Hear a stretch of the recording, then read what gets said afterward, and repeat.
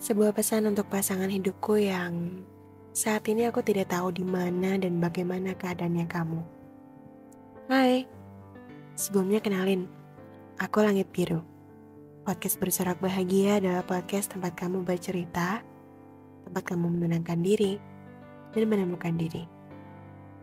Aku berharap di sini kamu bisa menjadi wargaku, warga bersorak bahagia yang ingin ikut menemukan dirinya sendiri. Di episode kali ini, kita akan ngobrol santai terkait dengan orang yang tepat. Sebenarnya kalau dibilang terkait dengan orang yang tepat, aku yakin banyak orang akan punya pandangannya sendiri terkait dengan orang yang tepat itu seperti apa.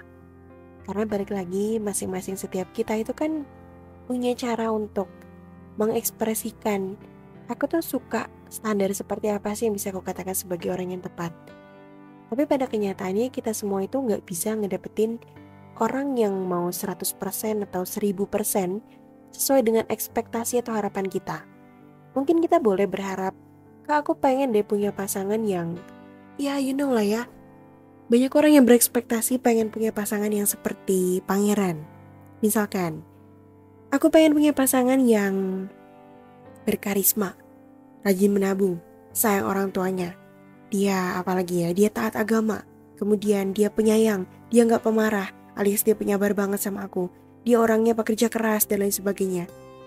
Ketika kita mengatakan banyak hal tentang orang yang tepat terkait dengan pandangan kita itu, sebenarnya ada banyak hal juga yang harus kita korbankan.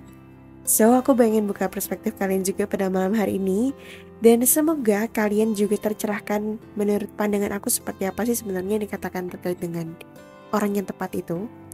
Oh ya, anyway teman-teman, kalau kalian tidak pernah dengar istilah orang yang tepat sebelumnya, jadi di sosial media itu seringkali banyak lah ya. Kalau di TikTok berarti ada banyak video TikTok yang seringkali lewat. Itu pasti membahas tentang orang yang tepat itu adalah orang yang seperti ini gitu. Tapi menurut sudut pandang aku, orang yang tepat untuk masing-masing orang itu berbeda. Tapi buat aku seperti apa sudut pandangnya, itu yang akan kita bahas di malam hari ini. Tapi kembali lagi ya, kalau kalian berekspektasi ketika kalian mengatakan kalian punya seorang pasangan yang tepat, dan menurut kalian dari sekian banyak list yang kalian punya, misalnya kalian punya secari kertas yang listnya itu ada 90 halaman misalnya, tentang kriteria dari orang-orang yang kamu suka dan bagaimana akhirnya kamu ingin melabuhkan hati pada orang ini.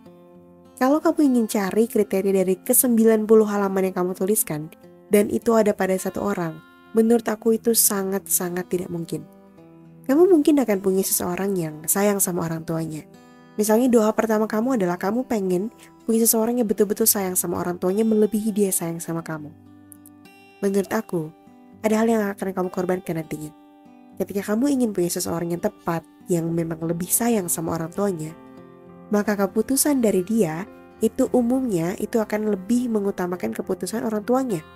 Jadi, ketika kamu berdebat dengan dia akan lari ke orang tuanya. Ketika kamu ada perselisihan dengan orang tuanya, dia akan lari kembali ke orang tuanya. Dia akan memihak orang tuanya. Kembali lagi. Itu artinya kita gak bisa ngedapetin orang yang betul-betul 100% kita inginkan. Kalau kita ingin orang yang sayang sama orang tua, ya kita akan punya resiko itu. Konsekuensinya, dia akan jauh lebih mengutamakan orang tuanya.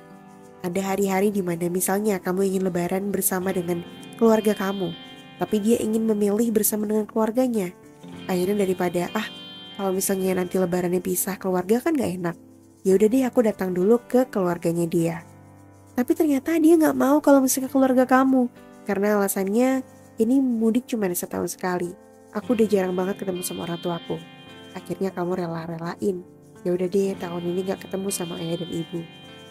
Akhirnya dengan kerendahan hati kamu mengorbankan diri. Kemudian saat kamu yang berkata, Kak, aku ingin punya seorang pasangan yang dia itu cinta Tuhan. Wah, pasangan yang cinta Tuhan berarti kan pasangan yang terlihatnya rohaniawan ya.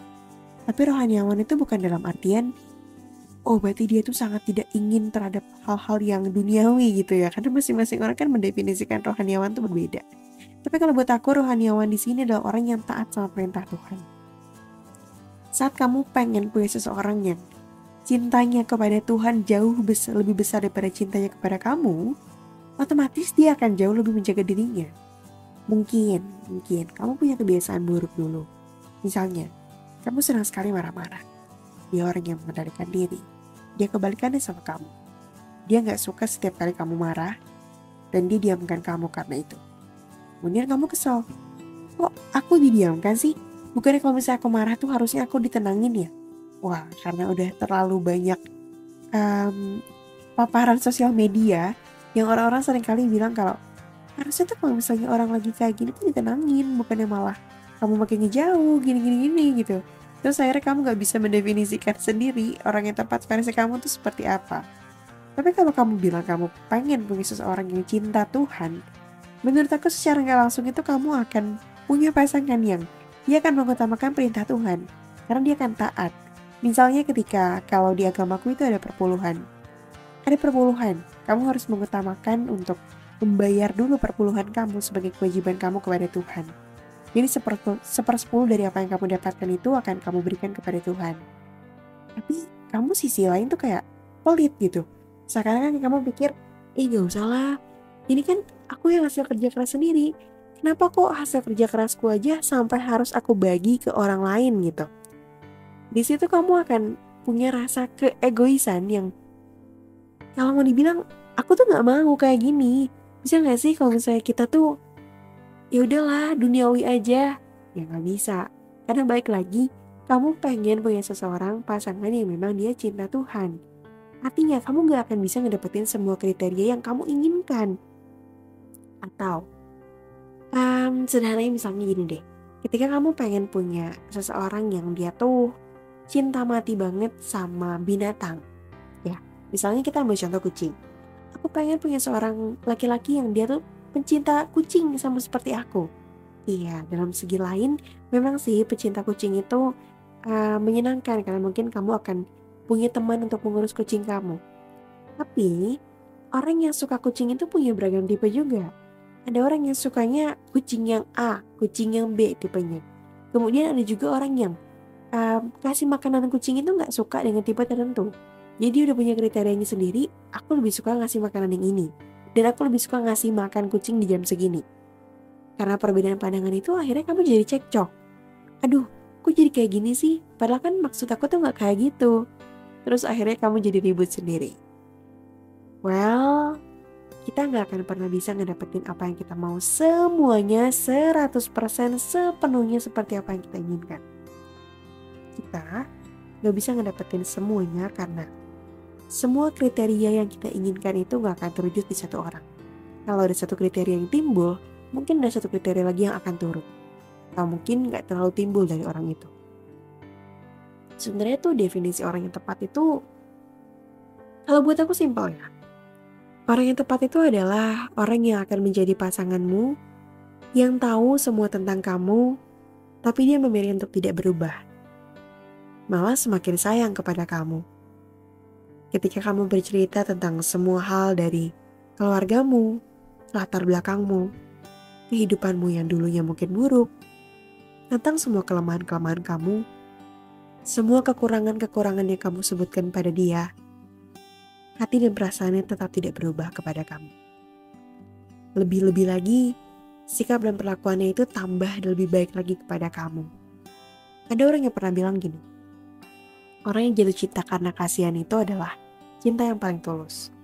Karena kalau orang itu cinta karena kasihan, dia gak akan banyak menuntut. Well, menurut aku itu ada benernya. Tapi gak bisa berlaku untuk semua orang. Orang yang tepat ini menurut aku adalah seperti ini. Kriteria utamanya adalah begitu. Dia gak pergi cuma karena kekurangan kamu. Aku tahu kekuranganmu, kemudian aku mencintainya. Tapi semakin aku tahu kekuranganmu, aku akan semakin mencintaimu. Karena semakin kita tahu lemah kamu, semakin aku tahu bahwa kamu tuh ternyata butuh seseorang untuk di samping kamu. Aku akan semakin ada untuk kamu. Semakin kamu paham seberapa keras dia berjuang tentang hidupnya, semakin kamu akan mengerti kalau ternyata ada banyak hal yang dia sembunyikan sendiri juga, yang ingin dia bagikan sama kamu, yang ternyata karakternya, sikapnya, kebiasaannya, nilai-nilainya semuanya itu cocok di kamu. Orang yang tepat ini ketika dia gak pergi, dia punya sifat-sifat yang kurang lebihnya tuh mirip sama kita. Mungkin ketika kita itu pemarah, dia itu adalah orang yang sabar. Kak Kes, kata Biru, kenapa kok bisa dikatakan sifatnya mirip?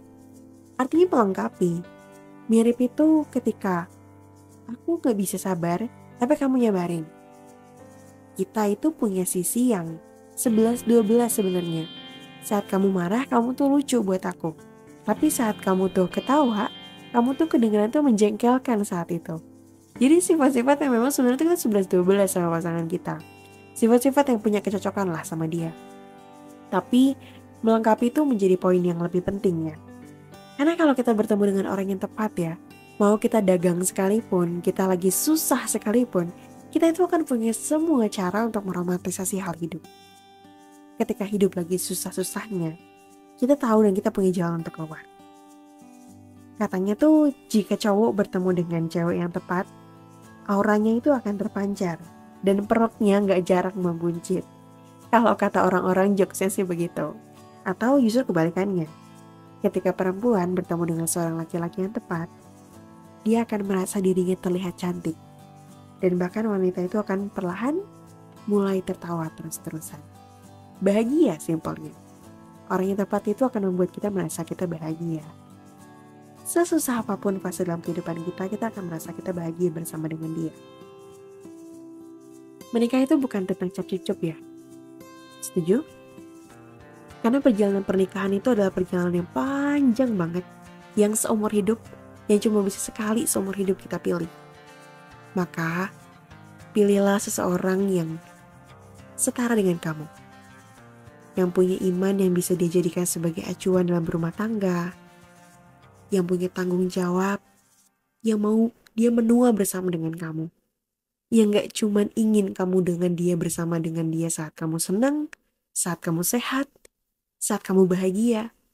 Tapi dia yang mau bersama dengan kamu saat kamu pun sakit. Saat kamu gak lagi baik-baik aja. Saat kamu bukan cuma di masa muda. Saat kamu sekarang sudah mulai mengendur, sudah mulai keriput, sudah mulai tidak secantik dulu. Dia tetap ingin bersama dengan kamu. Yang gak cuma ingin cantikmu, tapi juga mau sisi ketika kamu sudah tidak lagi secantik dulu. Menemukan orang yang tepat itu gak bisa buru-buru. Prosesnya itu panjang sekali. Harus ada patah dulu, nangis dulu, sakit dulu, ketemu orang yang salah dulu mungkin. Sampai akhirnya kamu ketemu orang yang benar-benar kamu rasa tepat. Coba, dari mana kamu bisa bedain tepat gak tepat? Dari pengalaman orang, dari kisah yang kamu dengar, dari kisah yang kamu baca, dari kisahmu sendiri. Kamu akhirnya memilih-milih. Oh, ternyata orang ini tepat untuk aku. Setelah sekian banyak pengalaman yang gak harus kamu alami, tapi mungkin boleh orang lain yang alami, tapi kamu tuh jadi sadar. Ternyata aku suka dengan tipe yang seperti ini. Mungkin dengan patah itu kamu akhirnya tumbuh, lebih tinggi lagi. Patahanmu mungkin gak akan separah dulu lagi. Karena dengan dia, patahan itu mungkin akan tersambung kembali. Dan bahkan akan memulai suatu chapter baru dalam kehidupan kamu yang lebih indah. Nanti pada akhirnya, kita itu akan dipertemukan dengan orang yang benar-benar tepat untuk kita. Yang sesuai dengan kriteria kita. Yang sesuai dengan cara pandang Tuhan terhadap kita. Semua itu akan diratukan apabila bertemu dengan pasangan yang tepat. Semua akan dirajakan ketika kita bertemu dengan pasangan yang tepat. Ketika kita menjadi raja dan ratu di kerajaan kita sendiri. Menurut aku, tidak ada perasaan yang lebih menyenangkan daripada itu. Ketika kita punya tempat pulang. Karena di usia yang sekarang, kita hanya butuh satu orang tempat untuk menjadi tempat kita berpulang. Tempat kita menceritakan keluh kesah kita. Menjadi rumah ternyaman saat keadaan kita lagi gak baik-baik aja. Yang menjadi partner yang tepat untuk kita berbagi cerita, bertukar pikiran, tempat kita mencurahkan segala keluh kesah di kepala. Mungkin kita gak bisa bilang ini sama banyak orang, tapi sama dia, kita bisa ceritakan banyak hal. Yang dibutuhkan bukan lagi tentang kata cinta atau gombalan semata, tapi perihal tentang tanggung jawab dan kesetiaan. Dia yang hadir di setiap suka dan dukamu, ganjil dan genapmu, yang menjadi pelengkap dalam visi kurangmu. Orang yang tepat, bukan orang yang memenuhi standarmu, tapi orang yang tepat adalah orang yang bisa mengerti semua hal itu. Inilah sudut pandangku terkait dengan orang yang tepat. Dan semoga malam hari ini, Biru berhasil menemani kalian, memiliki teman cerita, berbagi sudut pandang, dan menemukan diri kalian sendiri. Sampai bertemu lagi di episode berikutnya. Salam sayang, Langit Biru.